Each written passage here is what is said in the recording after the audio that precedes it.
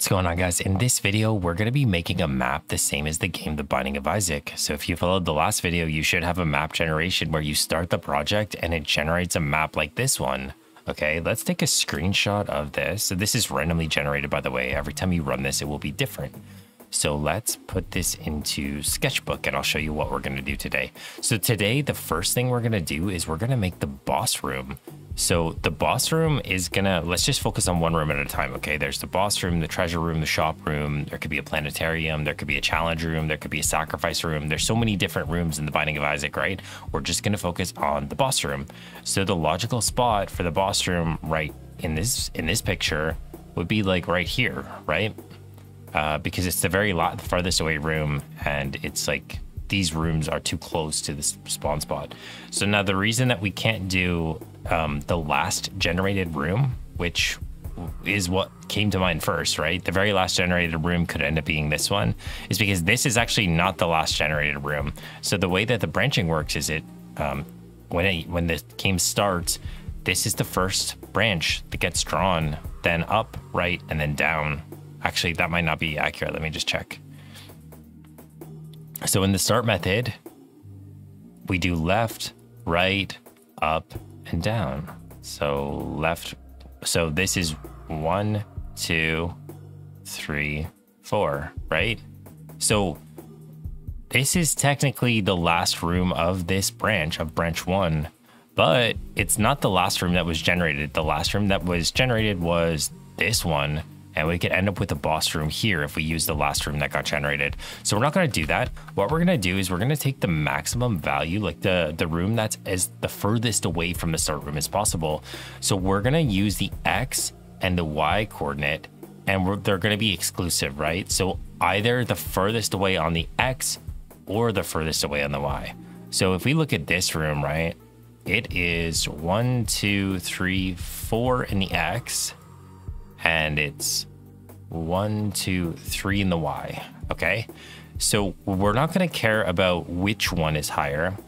We're gonna go through the list, and if we're gonna have two variables. We're gonna have one that is the max number, and then we're gonna have a vector 2, which is gonna store the position of the room, okay? Should probably just do this in the code. So each room it checks, it's gonna say, okay, what number are you, right?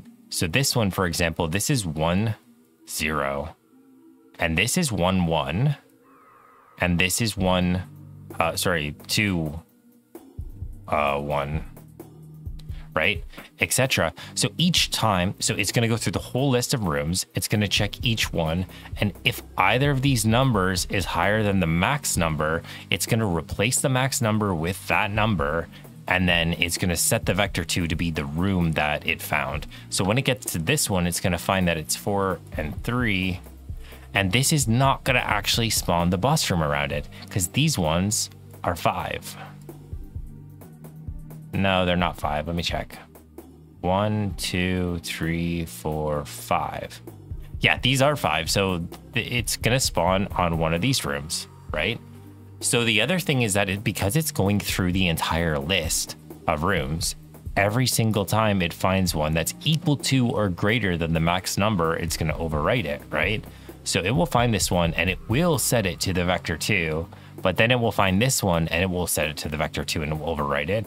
So the final boss room could end up here or here. Now, I think this is a better way of doing it. The other, like, there is a way that you could do it where you find the largest branch. Like if you save the number of branch nodes attached to each branch, you could find out which branch is the longest, and then you could use that to determine, like, you just need to know how many squares back to the main one. We're not going to do that because that's going to be way too complicated for people that are watching this. This is just we're just going to be using the highest number. So let's get out of here and let's actually go into the code, because it will make more sense when I start coding it. That picture, maybe we need to just erase it, and that way we'll have a fresh picture for when we need to. Awesome stuff. So let's go into the code. So this is the code that we had yesterday, okay?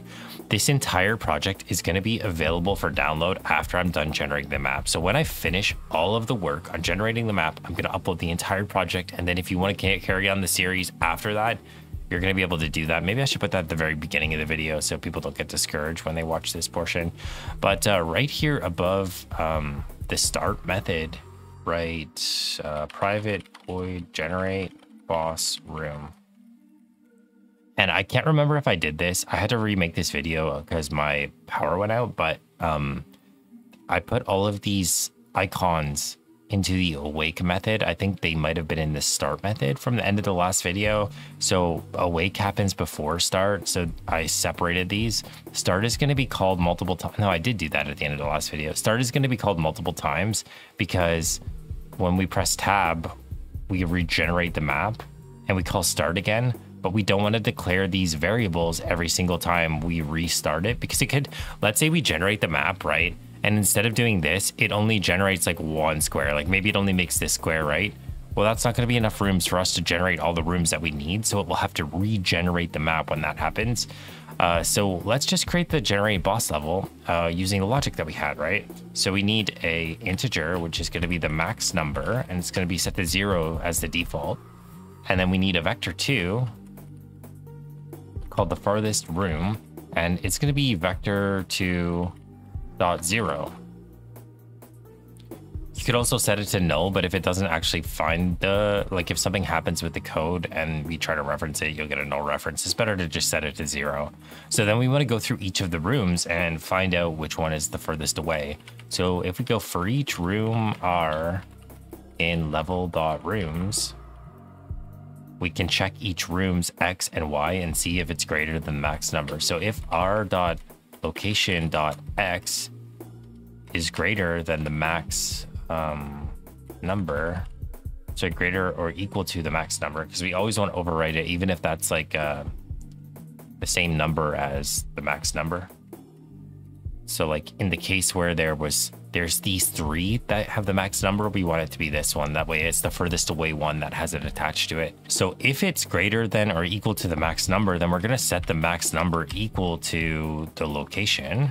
But we're also going to set, oh, this is a float, by the way, because a vector 2 uses floats. It doesn't use integers. So the x is a float. So we need to set this to a float as well.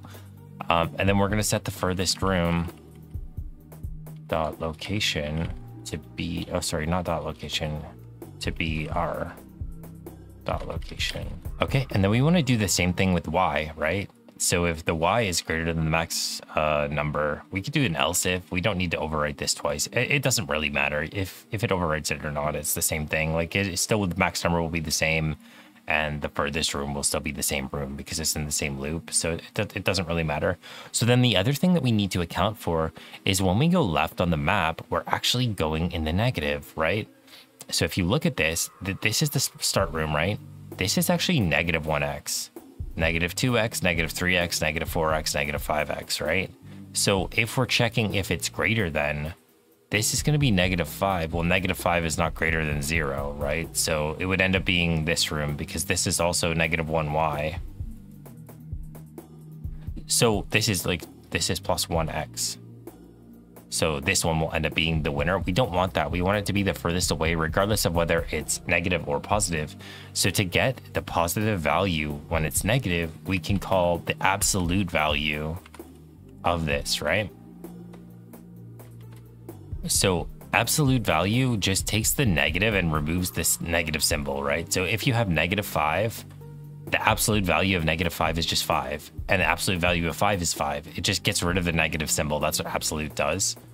It's very useful. So you're going to want to memorize that probably. So we just want to take the absolute value of both of these locations and check if it's greater than or equal to the max number. And then we can set the location of the furthest room to that. Okay, so when this is done, we should have a room that's the furthest away. So let's type in debug.log and we'll type in farthest room. And we should be able to run this now. And we actually have to call generate boss room. So copy the method name, and right after we're done generating the room, we can call it this here. So let's play this again and see what it says. Okay, so here it says that it's negative 2 and 0. That doesn't seem right. So negative 2 and 0. So this is the start room. 1, 2. So it thinks that the furthest room is this one.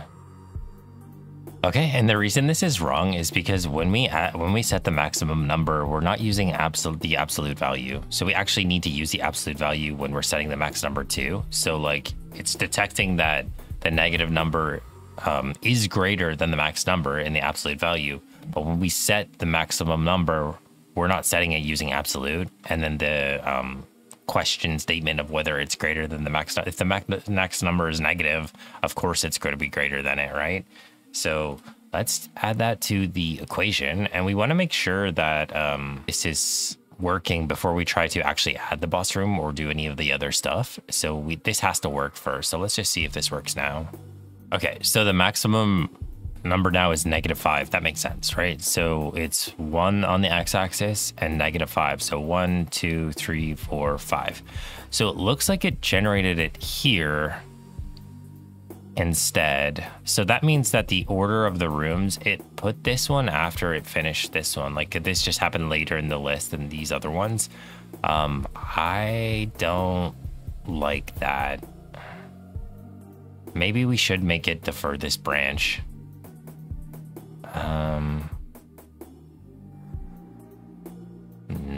No. We could add the two together though. So like if we added x plus like the absolute value of x and y together, let's see which one it picks if we do that. So instead of doing it like this, let's get rid of this if statement. Let's take these two and plus them together.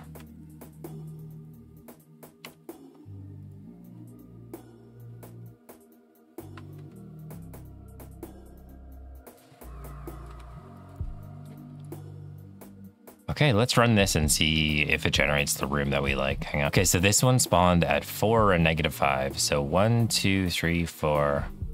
1, 2, 3, 4, 5. Yeah, that's a great spot for that. See, that's as far away as possible. Let's just press tab. So this one generated at -4 and 3. So that's obviously here. So 5 and -2. So 1, 2, 3, 4, 5, -2. Yeah, so this is spawning at the furthest away point on the thing. I actually kind of like that. I said we weren't going to add the numbers together, but I lied. This looks like it's working really good. 1 and 0. 4 and -3. 1, 2, 3, 4. 1, 2, 3. Yeah, that's perfect. This is exactly what we want. So we're gonna do it like that. So basically we're just adding the numbers together, the absolute values of the numbers, and that gets the furthest away point. So let me just I'll press Control Z to get rid of all this stuff. Hang on.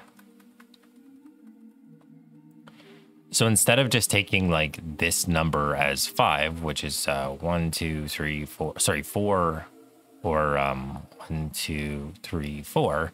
This would actually be 8 because we're combining these two values together, and that will get the very furthest away room. So that makes sense. This would also be an 8, but it does go through the entire list. So this would definitely be generated after this one is. The only cases where it won't be is like this one will be generated after this one because it's branched. So this chain will finish before it does like the branching. So anyway, yeah, that's really confusing. Let's get out of this, and yeah, we're gonna leave it like that. And so we need to generate the boss room there. So instead of debugging and putting a log there, we need to check the rooms around that room and see if there's a space for it, right? So let's do left, right, up, and down. So we conveniently already made the method that does this. This was part of the generation. So we have this check if rooms around generated room script, right? So down here in the left, we can write this and we can put if check if room around generated rooms. So this script takes in two values, a vector2 and the direction. So to the left of the room, let me open Sketchbook and I'll explain this again. So let's say it gets generated here, right? So this is where it decided the room was. It's not, right? But let's just do it for this example, right? So this script will check, the first thing it will do is check to the left. And it's checking to see if I spawn a room here, is there gonna be any rooms touching it? because it only wants to spawn a room where there's not other rooms touching, especially for the boss room, because in the Binding of Isaac, you can't have the boss room next to actual rooms because you can bomb walls between rooms, right? So like, also it can't be next to the secret room or any other rooms like that. So we'll check the left and check if there's anything here. In this case, it would succeed.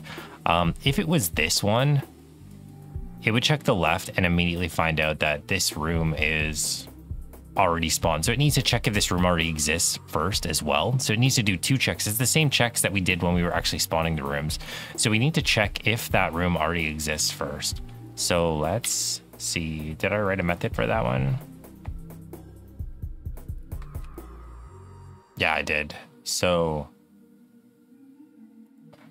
if not, check if room exists. And then we just need the farthest room. Oops. Okay. And then we could actually just nest this. So we could do if not, check rooms around farthest room. And then we're gonna type in farthest room plus new vector 2. It's gonna be -1 and 0. And it's gonna be right.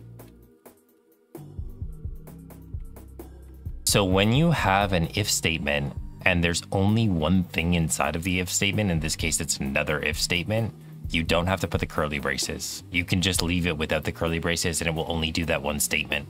But if you have multiple statements, then you have to add the curly braces. So this is gonna check if there's any rooms around the generated rooms. We already went through this script in the last video, but I'll just quickly show you. So for example, in this case, so if we're coming from the right, which in this case, we're coming from the right here, right? This is where we are. So we don't want to check if this one exists because of course it exists. It's coming from this way. So we're checking this room here, right?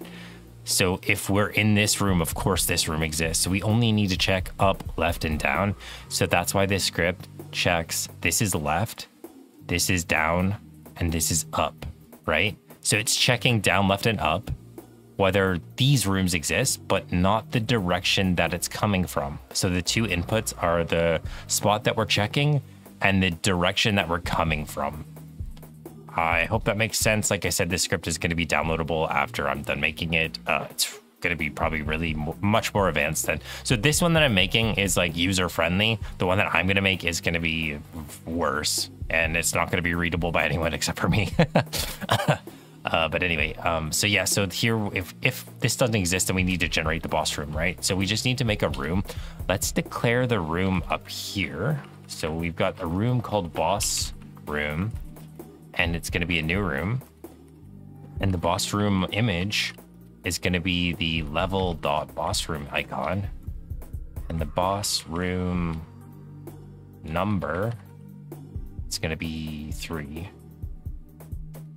And I think that's all we need to declare up here. And then the position will get set here. So the boss room location will be set to the farthest room plus new vector 2, -1 and 0.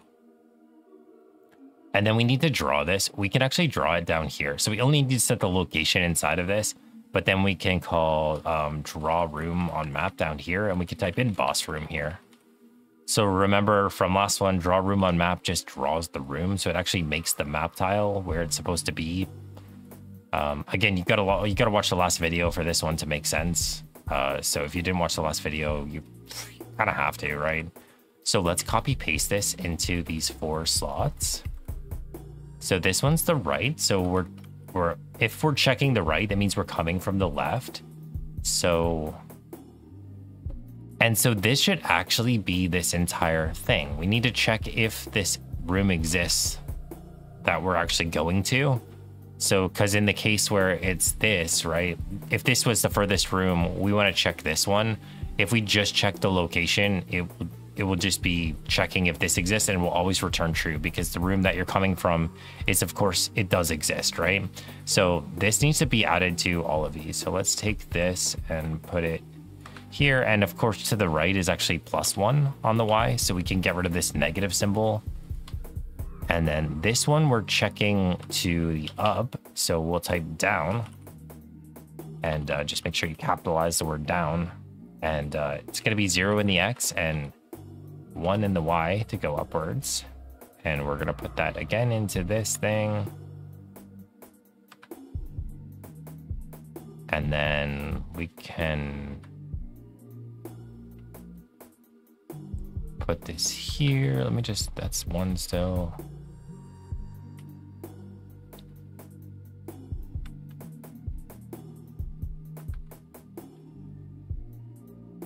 So this is down, so it'll be 0x and -1y. Oops. Okay, and we could just call this up. Okay, so we're creating a boss room. We're checking if the room in the direction, each direction exists, right? So if it already exists, we're not going to be doing this, right? So if it doesn't exist already and there's no rooms around it, then we're going to set the location to be that. If all of these return false, so these should be else ifs as well. So we'll do if, but then else if. And I think we can just, we still can do it like this without putting the parenthesis, I'm pretty sure. So this will be if, then else if, then else if, right? These are all connected together. If you highlight the word if, you can see which, no, if you highlight else, I think it connects these. I don't know if I like that. Maybe this should have brackets, just in case it doesn't work the way that I want.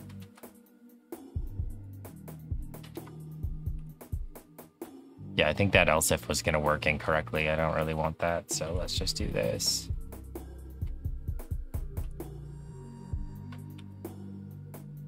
But if you didn't make this else if, it would be better to not have the, I guess it doesn't really affect performance at all, so it doesn't really matter. Maybe it would be cleaner to write it with this curly braces.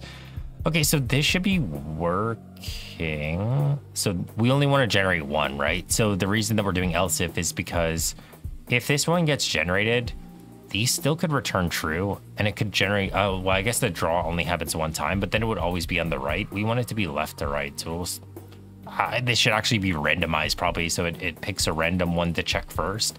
Again, the final script that I write is going to be much more confusing and complicated than this one, because this should be randomized, because we don't always want it to spawn on the left, right? So like, let's say that this is here and it's checking the left first, which is here. We don't want it to always check that one first. It should be random between the possibilities. Again, we're not going to be doing that in this script. That's going to be too confusing, but you could add strings to a list and then shuffle them and then pick a string and then, or numbers. And yeah. So anyway, let's run this and see what happens. There it is. The boss room is on the map. Now this went off of the map. So we either need to shrink our icons or make it go 1 less far. I think the room limit is 6 right now, so we can make the room limit 5 instead. Let's actually go ahead and do that. And there's a problem that hopefully when I run this, we'll see what the problem is. I mean, that looks like it's working. Yeah, let me just run this one more time. Okay, so I mean, I guess this won't affect this. So the problem is that if the map is too small, we might not have enough space to generate all of the rooms. So this could be a good example. Let's say there was only 1 of these here instead of 2. Well, what if we have an item room, a shop, and like an item room and a shop might be, so an item room could go here, a shop could go here, and then this challenge room could go here, the spike room could go here. There has to be enough tiles for it to work, right? So especially for like the other room. So the boss room is just going to find the very furthest one away, right? But the item room is just going to be going through the list and just finding which rooms have spaces after the fact around it. And then it's going to generate like that. So let's press tab and see if we can. Oh yeah, this is actually just working perfectly. Although, I mean, it would be better if this spawned at the very end of this branch. It should be based on the branch, but like I said, the code for doing the branching is way harder. It's significantly harder than just adding it at the very furthest point. And then I guess that's an okay spot for the boss room anyway. It's not like a big deal. Anyway, guys, that's going to be it for today. Thank you so much for making it to the end of the video. If you guys want to see more, make sure you subscribe to the channel and like the video and stuff, you know. And the next video, I think I'm going to do the item room in the shop. I'm just going to be separating these into like a little bit smaller videos because I feel like the longer videos, people don't make it to the end, and they get like, when people see 60 minutes on a video, they're like, oh my God. But it's like, for generating a map like this probably took somebody to actually make the map generation and the Binding of Isaac. You're probably talking on like weeks or months of work. So this is actually pretty fast to do this kind of thing. So if you get into like game development, the amount of time you can spend on this kind of stuff is like really high. But again, thanks so much for making it to the end of the video, and I hope I'll see you guys in the next one.